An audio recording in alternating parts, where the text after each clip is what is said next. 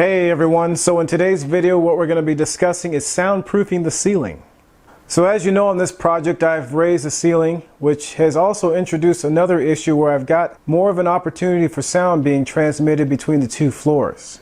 So one of the things I wanted to do is kind of stop and think about what I'm really trying to accomplish here. So upstairs I have another bathroom above this one, which means I'm not going to have really anyone sleeping up there. I'm not going to have a home theater system going. I'm not going to have anyone talking a whole lot in there. There's not going to be a living room up there. So basically what I'm trying to isolate is more things like a hair dryer, maybe some running water, toilet flushing, occasional footsteps. So that's something you're going to have to think about for your own situation and really approach it from that aspect as to what you're really trying to accomplish with your soundproofing. The most popular products out there for soundproofing are Roxul Safe and Sound, which is a stone wool product, and that's placed between the joists, kind of like an insulation. Then there's also Resilient Channel, which is a metal material that's placed on the underside of the joist to separate the drywall from the floor joist. The Roxul Safe and Sound works more on the airborne noise, and the Resilient Channel is to isolate the impact noise. So as part of my research, I ran across this company called Soundproofing Company Incorporated. And their website address is soundproofingcompany.com, and they have over 19 years of experience in soundproofing. And if you look at their site, they have a ton of information on soundproofing. And if you go under the resources as an example, you'll see Soundproofing 101, Soundproofing Basics, Soundproofing Articles, there's case studies, testimonials, all sorts of information, and you can see some of their products listed here. So what we're going to do is click on ceilings here, since that's what we're interested in. And you can see they offer 3 levels of soundproofing for ceilings, with solution number 3 on the left there being the highest grade.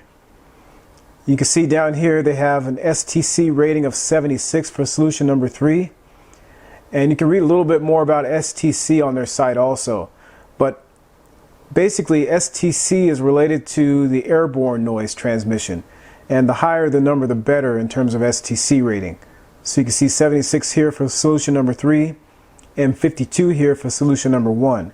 And that goes for IIC also. IIC is related to the impact noise. And you can see 64 here and 38 for solution number 1. So if you look at all 3 of these diagrams, what I saw was in common with all 3 of these diagrams is there's no mention of any sort of product like Roxul Safe and Sound or any stone wool product. They use a lot of layers of drywall and green glue as their sound isolation methods. And then down here you can see it's just standard old pink fiberglass insulation. That's R19 insulation that's in these 10-inch I-joist cavities here. On the underside of the joist they use a product called hat channel. And they actually don't recommend using Resilient Channel because there's no standard out there for it. So each manufacturer just creates it based on how they think it should work. So very interesting concepts there. A little bit different from what we probably all have seen out there with the use of Resilient Channel and Roxul Safe and Sound. So here's a little bit of a recap and some additional information here on this one page. So we talked about Roxul Safe and Sound being an option. We also talked about R19 insulation. And then there's other products like Owens Corning 705 that are also available out there. We saw that soundproofingcompany.com uses a lot of green glue between their drywall and also on the underside of the floor. Then there are products like Resilient Channel. There's Resilient Channel 1, which is a 1-legged channel, and then Resilient Channel 2, which is a 2-legged channel. The difference between those 2 products is that Resilient Channel 2 is normally used when you have more than 2 layers of drywall because of its additional strength. Then there's Hat Channel, which looks a lot like Resilient Channel 2, but it's meant to be used with the sound isolation clips. Then there's the soundproofing clips, and we saw that IB1 is used a lot by soundproofingcompany.com in their basic installations. Then there are other clips like IB2. Then as you step into more high-end needs like installing a home theater or a recording studio, you have things like RSIC1 and whisper clips to use with the hat channel. So what I thought would be an interesting experiment would be to record the sound decibel level as we go along doing the soundproofing in the ceiling here. So I'm going to record both an airborne sound and also an impact noise. So what you're seeing right there is my phone that's on my tripod that has this really cool stand for holding cell phones. And I'll put a link in the description to where you can buy this tripod. It's actually not very expensive and it's pretty nice for the price. So what I've got right now is my cell phone at about 1.5 feet from the underside of the floor. And I've got the sound meter app open there. And as you can see, as I'm talking, the sound level is changing. And it's recording the decibel levels.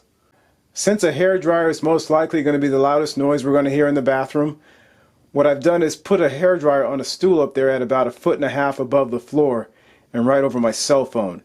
So I'm going to go ahead and turn that on and check the decibel level. So the decibel level is around 45 or 46.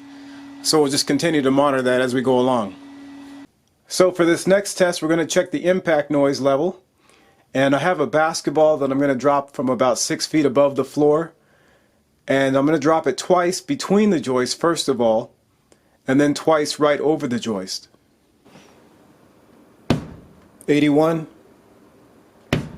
66, 65, 69. That concludes this first set of tests, and we'll just continue to do this as we go along on this project. So in the next video on soundproofing, I'll reveal the choices I made for my ceiling and start working on soundproofing the ceiling. Thanks for watching, and don't forget to like and share the video and subscribe to the channel, and stay tuned for future videos. Visit our website at DIYapprentice.com.